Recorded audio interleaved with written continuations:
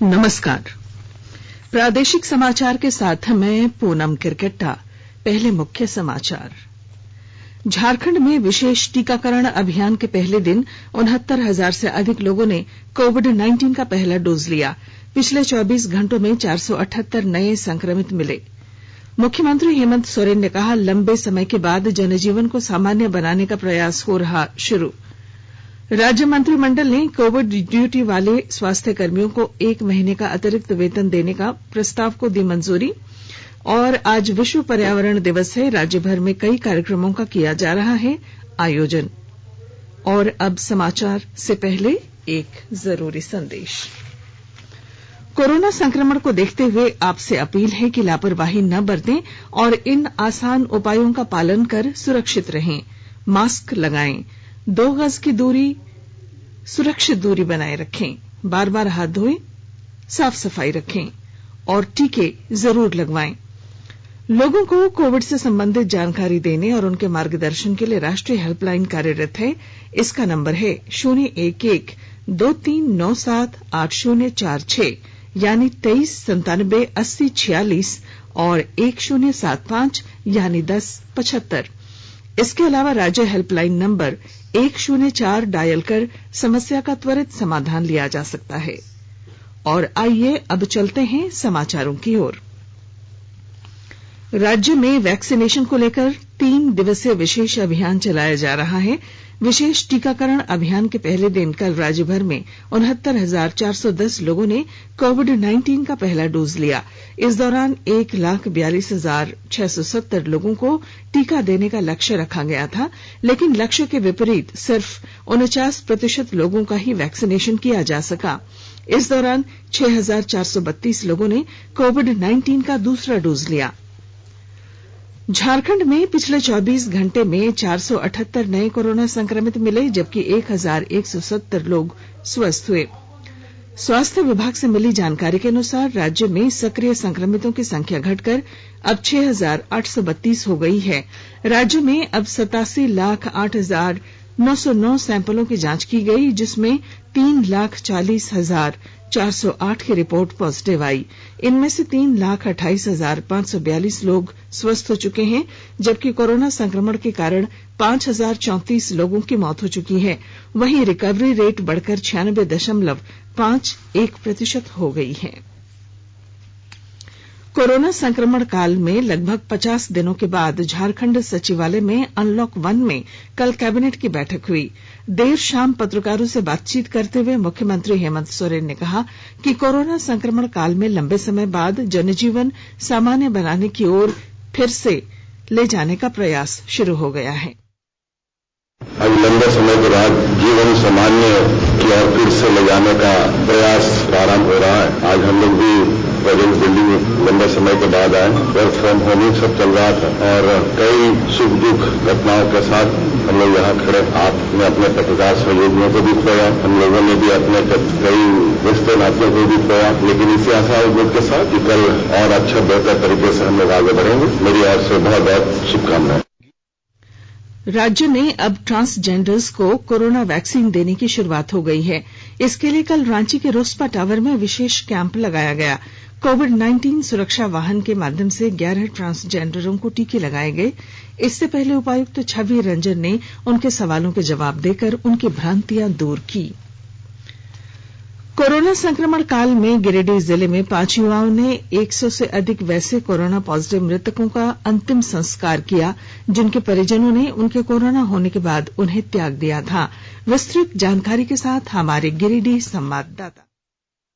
गिरिडीह में कोरोना काल में जिन लोगों का साथ उनके अपनों ने छोड़ दिया, वैसे सबों का अंतिम संस्कार यहाँ के 5 नवजुवकों ने किया है। इन 5 नवजुवकों मिथुन चंद्रवंशी, नवल शर्मा रॉकी, गौतम भदानी, आकाश सिंह एवं रामजी यादव ने बरमसिया सरदार गृह में कोरोना पॉजिटिव मृत शरीर का अंतिम संस्कार किया है। गिरिडीह डीसी राहुल कुमार सिन्हा ने इन नवजुवकों से मिलकर उन्हें इस नेक काम के लिए बधाई दी थी। डॉक्टर रविंद्र राय ने इस मौके पर कहा कि ये युवा समाज के आदर्श हैं और असल कोरोना वॉरियर्स हैं। रमेश प्रभाकर, आकाशवाणी समाचार, गिरिडीह।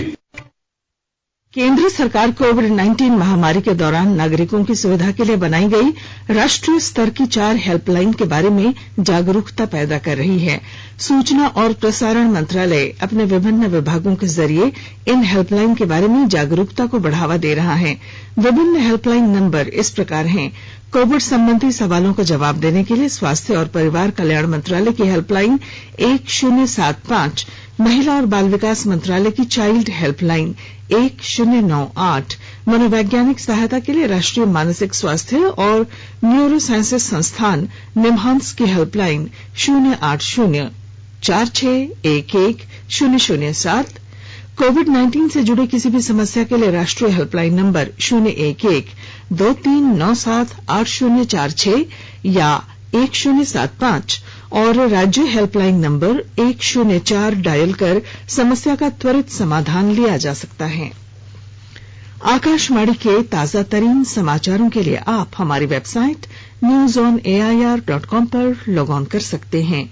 ताजा समाचार Twitter handle @AIR news alerts और Facebook page All India Radio news पर भी उपलब्ध है।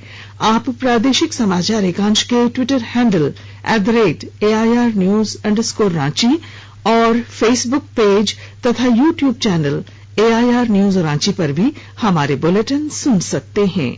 प्रादेशिक समाचार आप आकाशवाणी रांची से सुन रहे हैं और अब पेश हैं कोरोना से बचाव के कुछ संदेश। कोविड-19 से बचाव और सुरक्षित रहने के 3 उपाय।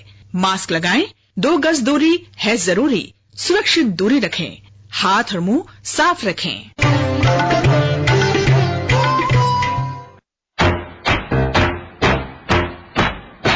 चलो एक शुरुआत करें, चलो एक फैसला आज करें, मास्क नहीं तो टोकेंगे, कोरोना को रोकेंगे, चलो एक वादा करते हैं, चलो एक वादा करते हैं, मास्क नहीं तो टोकेंगे, कोरोना को रोकेंगे। भारत सरकार द्वारा जनहित में जारी। प्रादेशिक समाचार में आपका फिर स्वागत है। झारखंड में कोरोना ड्यूटी में लगे डॉक्टरों और स्वास्थ्य कर्मियों को 1 महीने का अतिरिक्त वेतन मिलेगा। मुख्यमंत्री हेमंत सोरेन की अध्यक्षता में कल हुई कैबिनेट की बैठक में इस पर मोहर लगी। मंत्रिमंडलीय सचिवालय समन्वय विभाग की सचिव वंदना दादेल ने बताया कि बैठक में 33 प्रस्तावों को मंजूरी दी गई।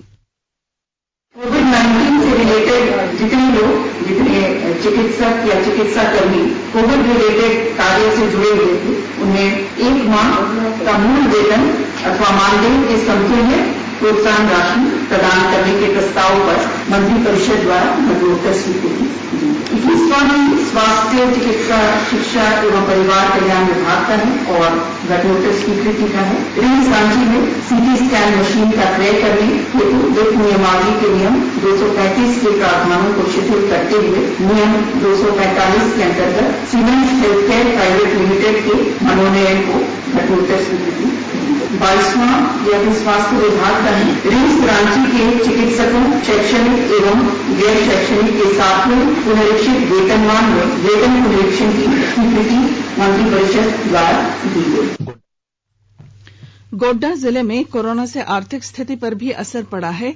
बाजार लगातार बंद रहने से रोजगार कम हुए हैं, लेकिन इसी कोरोना काल में कुछ युवक खेतीबाड़ी को अपना रोजगार बनाकर उदाहरण प्रस्तुत कर रहे हैं। और अधिक जानकारी के साथ हमारे गोड्डा संवाददाता।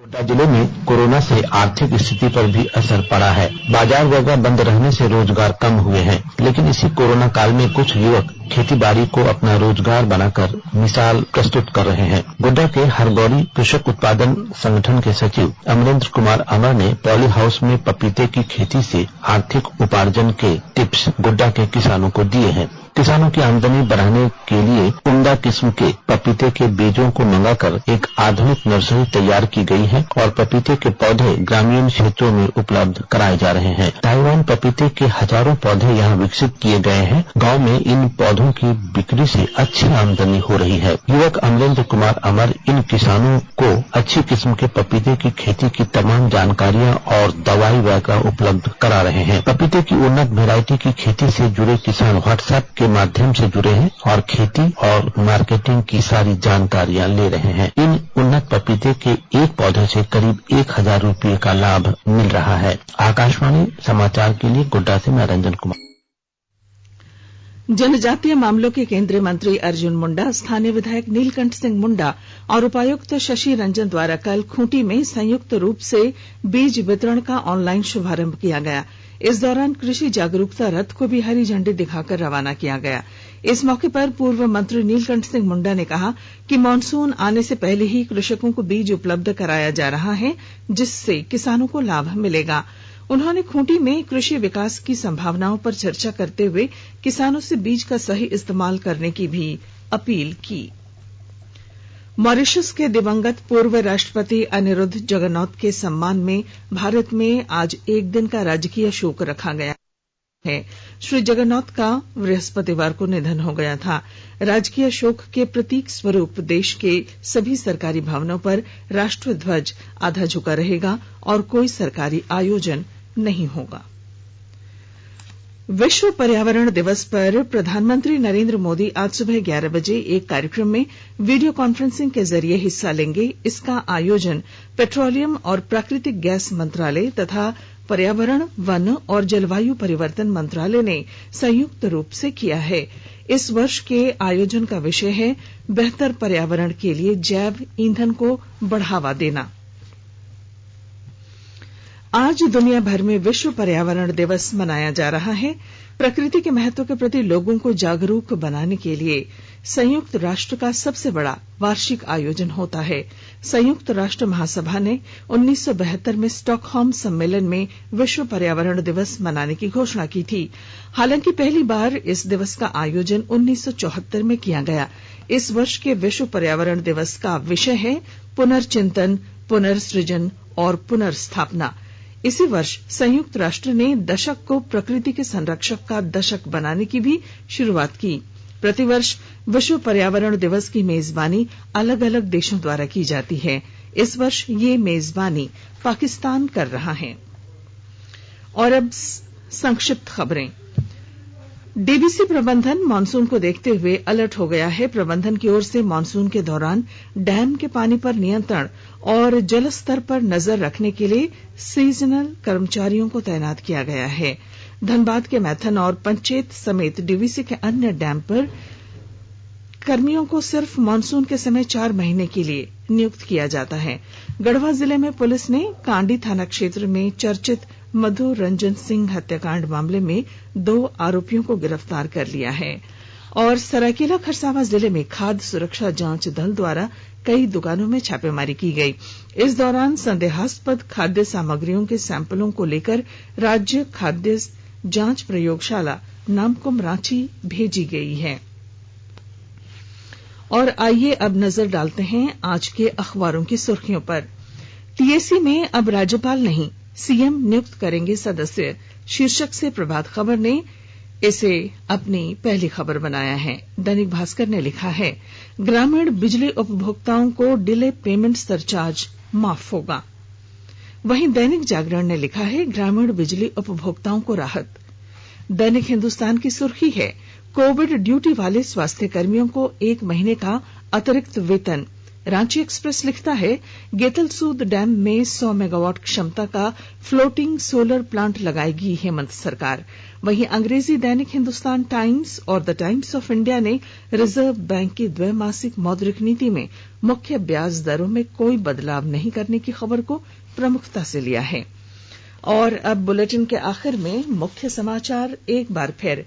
झारखंड में विशेष टीकाकरण अभियान के पहले दिन 69,000 से अधिक लोगों ने कोविड-19 का पहला डोज लिया। पिछले 24 घंटों में 478 नए संक्रमित मिले। मुख्यमंत्री हेमंत सोरेन ने कहा, लंबे समय के बाद जनजीवन को सामान्य बनाने का हो रहा है प्रयास। राज्य मंत्रिमंडल ने कोविड ड्यूटी वाले स्वास्थ्य कर्मियों को 1 महीने का अतिरिक्त वेतन देने के प्रस्ताव को दी मंजूरी। और आज विश्व पर्यावरण दिवस है। राज्य भर में कई कार्यक्रमों का किया जा रहा है आयोजन। और इसके साथ ही आकाशवाणी रांची से प्रादेशिक समाचार का ये बुलेटिन समाप्त हुआ। नमस्कार।